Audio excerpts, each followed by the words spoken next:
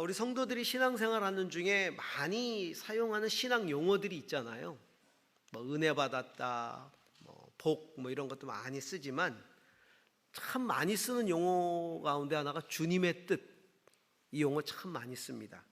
어떤 생각이나 어떤 계획을 강조할 때도 주님의 뜻입니다 이런 말을 하잖아요. 주님의 뜻이었던 것 같아요. 주님의 뜻인 것 같아요. 그러면서 이제 우리가 그 일들을 하지 않습니까? 기도할 때도 주님 뜻대로 해달라고 기도하잖아요. 근데 중요한 건 그게 정말 주님의 뜻일까? 라는 것. 그리고 주님의 뜻이라면 나는 온전히 순종하고 있는가? 주님의 뜻인지를 아는데 온전한 순종이 있는가? 혹시 내 생각인데 주님의 뜻으로 포장하는 건 아닐까? 주님의 뜻인지 알면서도 그 뜻을 이루는데 헌신하는 대가가 무거워서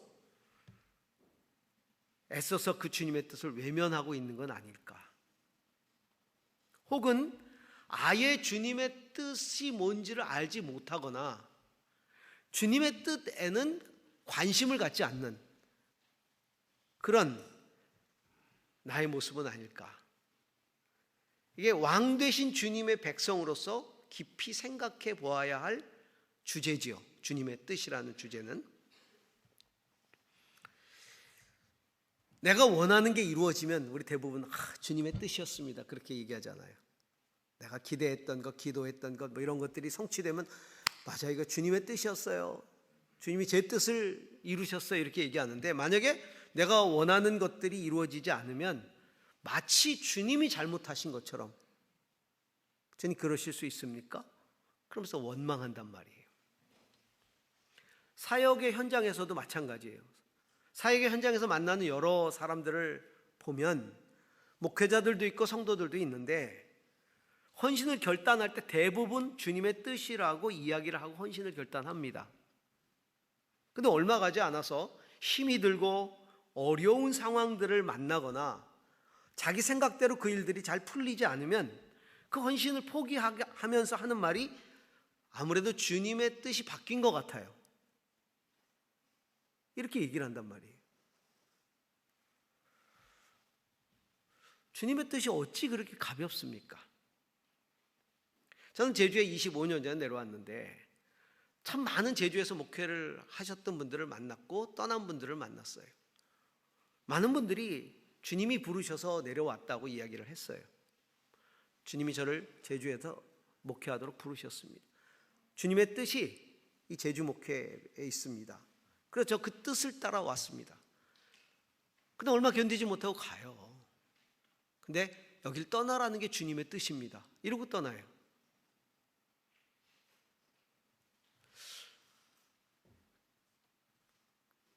정말 그렇게 주님의 뜻이 가변적이고 가벼운 것인가요? 예수님은 십자가라는 고난의 잔을 피하고 싶으셨어요. 너무 고통스러우니까. 그래서 기도했죠. 주님의 뜻인지 십자가가 피할 수는 없는 건지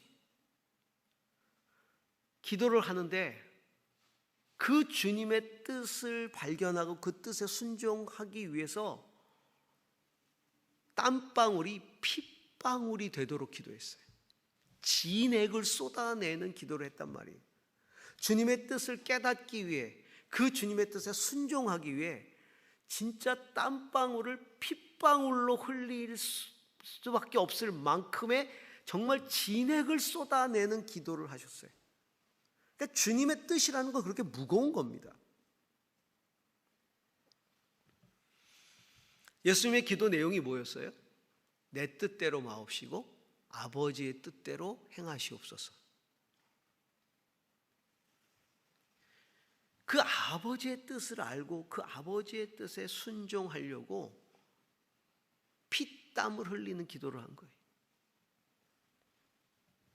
그리고 십자가를 지는 게 주님의 뜻임을 발견했을 때 그 길을 담대하고 거침없이 걸어가신 것이죠.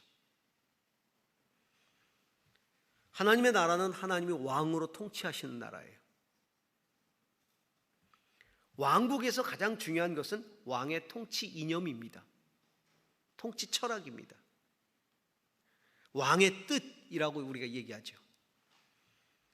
왕권이 제대로 세워지고 그 왕의 다스림이 제대로 이루어지는 나라는 그 왕의 통치 이념, 다시 말하면 왕의 뜻이 각 영역에, 각 사람들에게까지 다 미치는 나라예요. 그게 제대로 된 왕국이죠. 하나님 나라, 하나님이 왕으로 다스리시는 그 나라는 그 왕 되신 하나님의 백성들이 왕 되신 하나님의 뜻을 깨닫고 자기가 처한 그 삶의 자리에서 온전히 이루어가는 나라. 이게 하나님의 나라입니다. 우리 각자를 통해 하나님의 뜻이 이루어져가는 나라. 그래서 우리가 기도하잖아요. 하나님 나라가 오게 하소서. 그 기도는 반드시 그 다음에 따라오는 나라가 오게 하시며 아버지의 뜻이 하늘에서와 같이 이 땅에서도 이루어지게 하소서라는 기도와 반드시 연결되어야 되는 거예요. 아버지의 나라가 오는 그 아버지의 나라는 아버지의 뜻이 하늘에서처럼 이 땅에서도 이루어지는 나라, 왕 대신 하나님의 뜻이 성취되는 나라, 그 나라이기 때문에. 그러면 하나님께서 하늘에서와 같이 이 땅에서도 이루어지도록 원하시는 아버지의 뜻, 그게 뭘까요? 그것은 바로 만물을 회복시키시는 거예요. 그리고 모든 사람을 구원해 내시는 거죠. 우리는 이것을 하나님 나라 회복이라고 부릅니다. 사도행전 3장 21절을 우리가 다 같이 보도록 하겠습니다. 함께 읽습니다. 이 예수는 영원 전부터 하나님이 자기의 거룩한 예언자들의 입을 빌어서 말씀하신 대로 만물을 회복하실 때까지 마땅히 하늘에 계실 것입니다. 예수 그리스도께서 죽으시고 부활하고 승천하셔서 하나님 보좌 우편에서 이 세상을 다스리시는데 어느 때까지? 만물을 회복하실 때까지. 만물을 회복하신다는, 이게 하나님의 뜻이에요. 그러면 이 회복에 대해서 우리가 좀 묵상해 볼 필요가 있어요. 하나님이 원하시는 회복이란 어떤 것일까? 자, 오늘 우리가 읽었던 이사야 52장 6절 말씀을 다시 한번 보도록 하겠습니다. 함께 읽습니다. 반드시 나의 백성이 나의 이름을 알게 될 것이다. 그날이 오면 반드시 나의 백성은 내가 하나님이라는 것과 내가 그들에게 말한 하나님이었다는 것을 알게 될 것이다. 하나님께서 당신의 백성, 당신의 나라를 회복시킬 때 이 일이 일어난다는 거예요. 다시 말하면 하나님 나라의 회복은 무엇인가? 하나님의 이름이 온 세상에서 인정되고 선포되는 것이다. 하나님의 이름이. 하나님이 가장 원하시는 그 뜻은 뭐냐면 하나님의 백성들이 하나님의 이름을 제대로 알고 부르고 순종하고 따르는 거예요. 여러분, 이름을 안다는 것은요, 특별한 관계를 의미합니다. 목회를 하다 보면 이름을 줘달라고 부탁을 받는 경우들이 있어요. 그래서 제가 많은 아이들 이름을 지어줬어요. 저희 교회 아이들 가운데도 제가 이름을 지어준 아이들이 있습니다. 특별한 관계죠. 그 아이들은 제가 다 기억하죠. 제가 이름을 지어줬으니까. 여러분 이름을 누가 지어주셨나요? 아버지? 혹은 할아버지? 누가 지어줬겠죠. 목사님, 저는 장명가가 지었는데요. 할아버지가 장명가에게, 아버지가 장명가에 가서 돈을 지불한 거지. 특별한 관계에 있으니까 이름을 지어주지 않겠어요. 아무나 이름 안 짓잖아요. 이름을 안다는 건요, 특별한 관계를 의미해요. 사도 바울이 기도할 때 모든 민족에게 이름을 주신 아버지 하나님이라고 기도하잖아요. 모든 민족에게 이름을 주신 아버지. 하나님은 모세를 가르쳐서 이렇게 이야기하셨어요. 내 목전에서 은총을 입고 내가 이름으로도 너를 안다, 이렇게 말씀하셨어요. 내 목전에서 내가 은총을 받았고 내가 이름으로도 너를 안다. 할렐루야. 하나님이 이름으로 우리를 안다는 게 얼마나 복된 일입니까? 모세는 홍해를 건넌 다음에 이렇게 찬송을 합니다. 여호와는 용사시니 여호와는 그의 이름이시로다. 모세는 자신을 도우신 하나님의 이름을 잊지 않고 부르고 있어요. 하나님은 용사다. 하나님은 여호와이시다. 하나님이 당신의 백성을 이렇게 부르죠. 내 이름으로 일컫는 나의 백성. 내 이름으로 일컫는다는 것은 내 이름을 알고 내 이름으로 기도하고 내 이름으로 선포하고 내 이름으로 맹세하고 내 이름으로 나가 싸우고 내 이름을 알고 붙드는 백성이란 뜻이죠. 특별한 관계에 있는 백성이란 뜻입니다. 또 하나님이 그 백성을 이렇게 이야기합니다. 나의 이름을 부르는 나의 백성, 나의 이름을 부르는 나의 백성, 나에게 영광을 돌리라고 창조한 사람들, 내가 빚어 만든 사람들을 모두 오게 하여라. 내 이름을 부르는 나의 백성은 내가 영광을 돌리라고 내가 지은 백성들이다. 내가 빚어 만든 사람들이다. 그들을 내 앞으로 오게 하라. 시편 기자 아삽이라는 사람은 시편에서 이렇게 찬송하고 있습니다. 여호와라 이름하시는 주만 온 세계의 지존자로 알게 하소서. 온 세계의 유일한 지존자는 누구냐? 여호와로 이름하시는 하나님만 지존자로 알게 하소서. 그렇게 하나님은 당신의 백성들을 특별하게 생각하시고 그 이름을 알고 이름을 부르시는데, 그리고 이름을 알려주셨는데 정작 하나님의 백성들은 하나님을 잊어버렸어요. 그리고 하나님의 이름 대신에 다른 신의 이름을 부르고 그리고 섬겼어요. 그리고 하나님을 멀리했어요. 그래서 이사야 선지자는 그들의 그런 모습을 이렇게 탄식하며 이야기하고 있죠. 이사야 64장 6절에서 7절을 같이 읽습니다. 우리는 모두 부정한 자와 같고 우리의 모든 의는 더러운 옷과 같습니다. 우리는 모두 나뭇잎처럼 시들었으니 우리의 죄악이 바람처럼 우리를 휘몰아갑니다. 아무도 주님의 이름을 부르지 않습니다. 주님을 굳게 의지하려고 분발하는 사람도 없습니다. 그러기에 주님이 우리에게서 얼굴을 숨기셨으며 우리의 죄악 탓으로 우리를 소멸시키셨습니다. 하나님의 백성들 가운데 누구도 주의 이름을 부르지 않습니다. 하나님이 회복시키고 싶은 것은 그 백성들이 하나님의 이름을 다시 부르는 거예요. 그 이름 앞으로 나오는 거예요.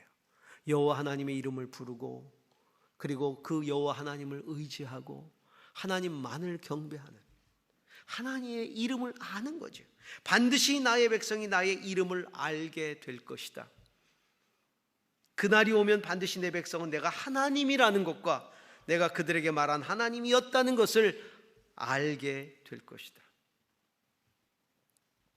그래서 하나님은 주의 이름을 부르는 사람은 누구든지 구원을 받으리라 이렇게 말씀하신 거예요. 주의 이름을 부르는 자들은.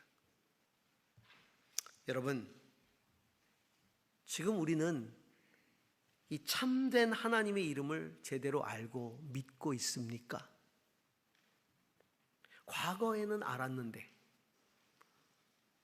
하나님의 이름을 알았는데 지금은 잊어버린 거 아닙니까? 여러분의 하나님의 이름은 무엇입니까? 돈? 권력, 명예, 인기, 지식, 학벌, 외모, 이게 내 하나님의 이름 아닙니까? 겉으로는 하나님을 부르지만 실제로 내 하나님은 그런 것들이 하나님 아닙니까?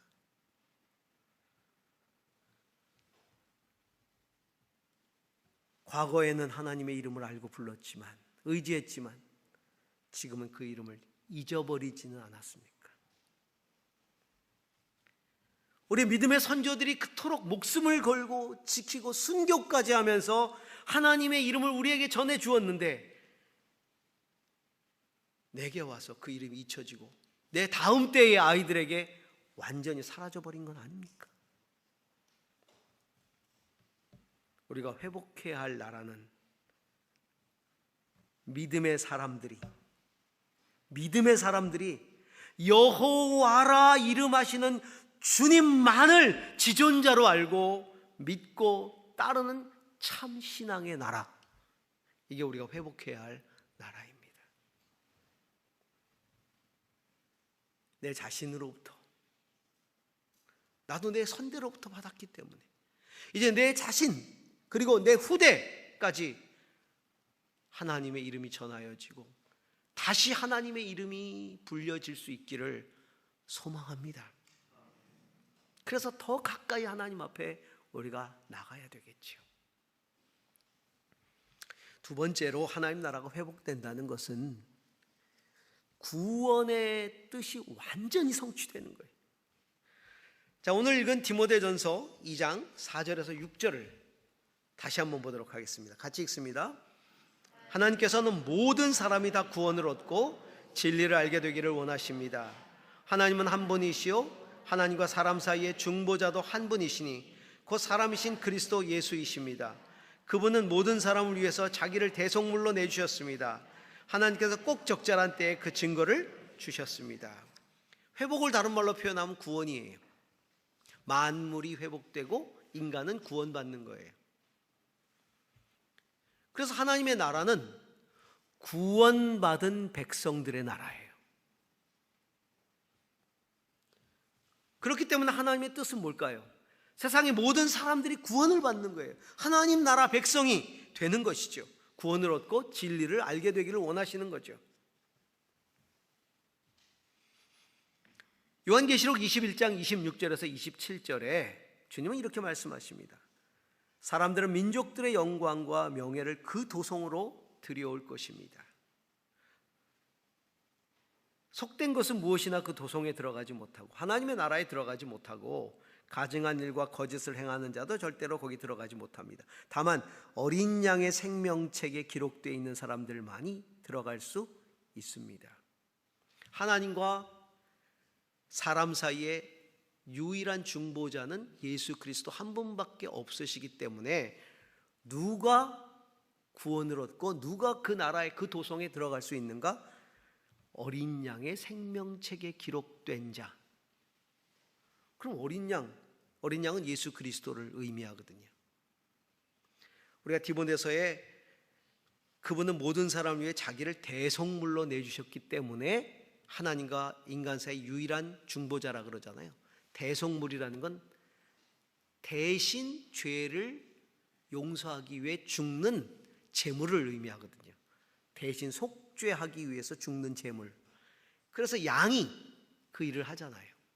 그래서 예수님을 어린 양 이렇게 부르는 거예요. 우리 대신 십자가에서 우리 죄를 대신해서 속죄의 제물이 되셨기 때문에 어린 양. 그 어린 양의 생명책. 그 어린 양의 생명책에 누가 기록됩니까? 우리를 위하여 대속 제물이 되신 하나님과 우리 사이의 유일한 중보자이신 예수 그리스도를 믿는 사람, 그 예수 그리스도의 피 흘리심, 나를 위해서 대신 피 흘려주신, 십자가에서 피 흘려주신 예수님의 그 보혈, 그 피를 내가 믿는 사람, 그 사람이 그 생명책에 기록됩니다. 그래서 베드로 사도는 베드로전서 1장 2절에 이렇게 얘기를 했죠. 같이 한번 읽어보겠습니다. 하나님 아버지께서 여러분을 미리 아시고 성령으로 거룩하게 해주셔서 여러분은 순종하게 되었고 예수 그리스도의 핏부림을 받게 되었습니다. 여러분에게 은혜와 평화가 더욱 가득하시기를. 하나님이 저와 여러분을 아셨다는 거예요. 알고 부르셨다는 거예요. 성령으로 부르셔서, 누구든지 성령이 아니고선 예수를 주라 시인할 수 없거든요. 성령으로 부르셔서 그 부르심에 우리가 반응했고 예수 그리스도의 핏부림을 받게 되었습니다. 다른 말로 표현하면 믿게 되었습니다. 그 뜻이. 성령께서 우리에게 믿음을 주셨다는 것이죠. 그 어린 양의 생명책에 기록된 자, 유일하신 중보자 예수 그리스도의 피를 믿는 사람이 천국의 백성이 되는 것이죠. 하나님의 간절한 소망. 그렇기 때문에 하나님은 세상 모든 사람들이 다 하나님 나라의 백성이 되기를 원하셨다. 그것은 다른 말로 표현하면 세상 모든 사람들이 이 어린 양 예수 그리스도의 생명책에 기록되기를 원한다. 다른 말로 표현하면 그 어린 양 예수 그리스도의 핏부림을 얻기 원한다. 그 보혈을, 그 예수를 믿기를 원하신다는 거예요. 그렇기 때문에 너희는 온 천하에 다니면서 만민에게 복음을 전파하라고 하신 거예요. 마지막 날에는 전국적으로 하나님이 이 세상을 심판하실 때에는 주님을 믿지 않은, 생명책에 기록되지 않은 사람은 천국 백성이 될 수 없기 때문에 심판을 받게 될 터인데, 그 때가 반드시 온다는 것이죠. 영원히 하나님이 시간을 미루시는 게 아니라 하나님이 정해진 타임에 주님이 다시 오셔서 세상을 심판하실 텐데, 그때 예수 그리스도를 믿지 않는 사람들은 구원을 얻지 못할 거란 말이죠. 마태복음 24장 13절에서 14절은 그때가 언제인지를 이렇게 말씀하고 있어요. 그러나 끝까지 견디는 사람은 구원을 얻을 것이다. 이 하늘나라의 복음이 온 세상에 전파되어서 모든 민족에게 증언될 것이다. 그때에 끝이 올 것이다. 우리가 여기서 주목해 봐야 할 것이 있어요. 온 세상에 전파돼서 모든 민족에게 증언될 것이다. 여러분, 모든 민족의 모든 사람이 다 믿게 될 것이다. 그제야 끝이 온다. 이런 뜻이 아니에요. 증언될 것이다. 증언이라는 건 선포거든요. 그러니까 복음을 듣지 못한 종족들은 없게 될 것이다. 다 듣게 될 것이다. 믿고 안 믿고는 개인이 결정하는 거예요. 주님이 다시 오실 때까지 복음을 듣지 못해서 믿지 못한 사람은 없어요. 다 전파될 겁니다. 자기가 안 믿는 거지. 그렇기 때문에 그때까지 기다리고 계시는 주님, 그 주님의 뜻 우리가 알고 한 영혼이라도 더 주님을 믿도록, 하나님 나라의 백성이 되도록 우리가 그들을 주님께로 인도해야 될 것입니다. 구원의 뜻이 성취되는 거예요. 자, 마지막 세 번째로, 그 하나님 나라의 백성, 하나님의 뜻을 이루는 하나님의 백성들은 어떤 사람들이냐 하면 하나님 나라 회복의 선포자들이면서 파수꾼이다라고 하는 겁니다. 자, 이사야 52장 7절 8절을 같이 한번 보겠습니다. 같이 읽습니다.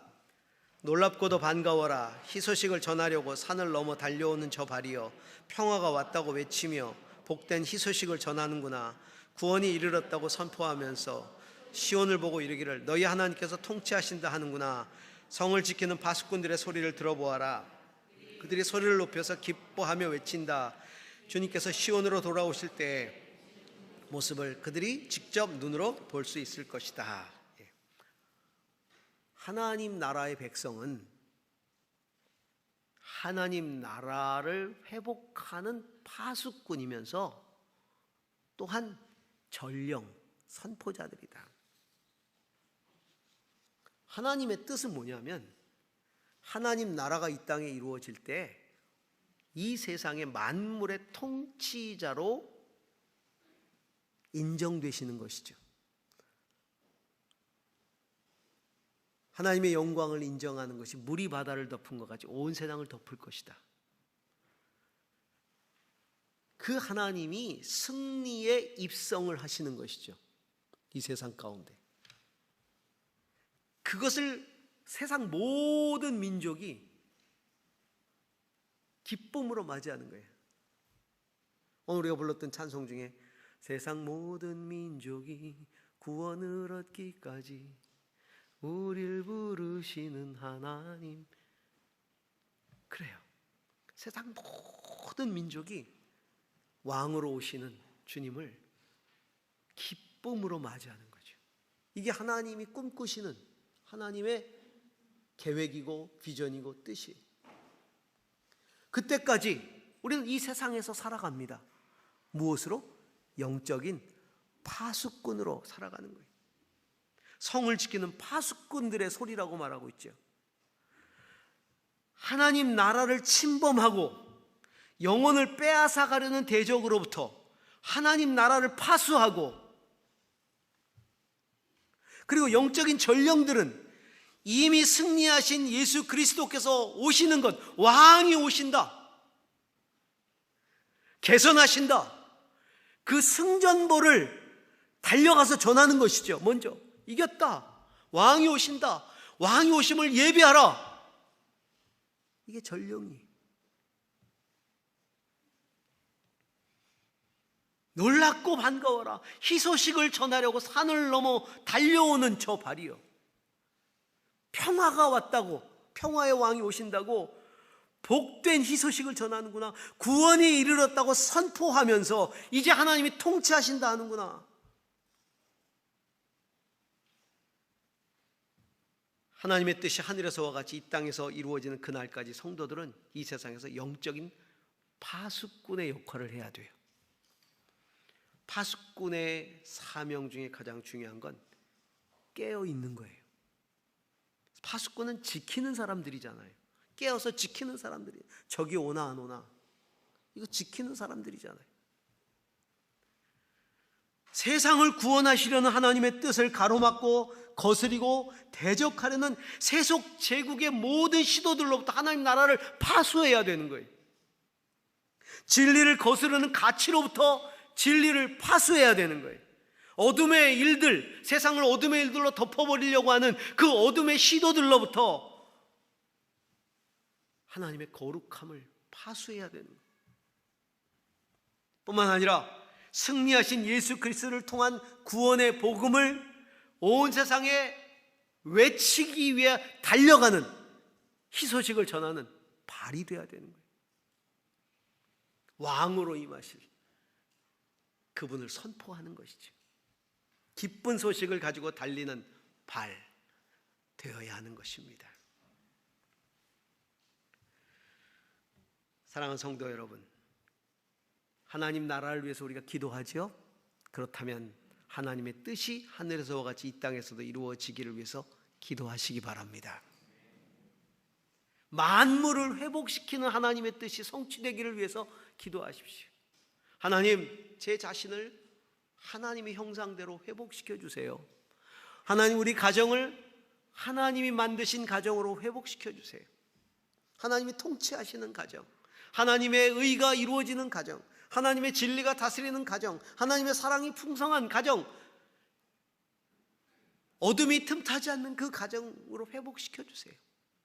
하나님, 이 사회가, 이 민족이, 열방이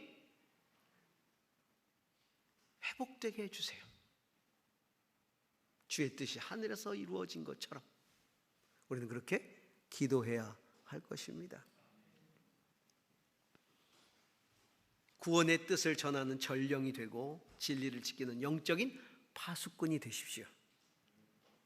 하나님께서는 당신의 이름을 알고 부르고 따르는 백성들을 통해 만물을 회복시키시는 그 뜻을 온전하게 성취하실 것입니다.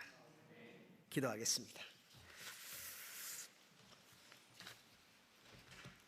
하나님, 하나님의 이름을 아는 것이 회복되게 해주시기를 원합니다. 정말로 하나님이, 여호와 하나님이 지존하신 하나님임을 인정하고 알고 따르고 순종하게 하옵소서. 하나님, 세상 모든 민족이 다 구원을 얻어야 되겠습니다. 그것이 주님의 뜻임을 압니다. 주여, 그 일을 이루시옵소서. 주께서 그 뜻을 이루실 때까지 깨어 영적으로 파수하게 하시고, 그리고 주의 승리를 온 세상 가운데 달리며 전할 수 있도록 역사해 주옵소서. 예수님 이름으로 기도합니다. 아멘.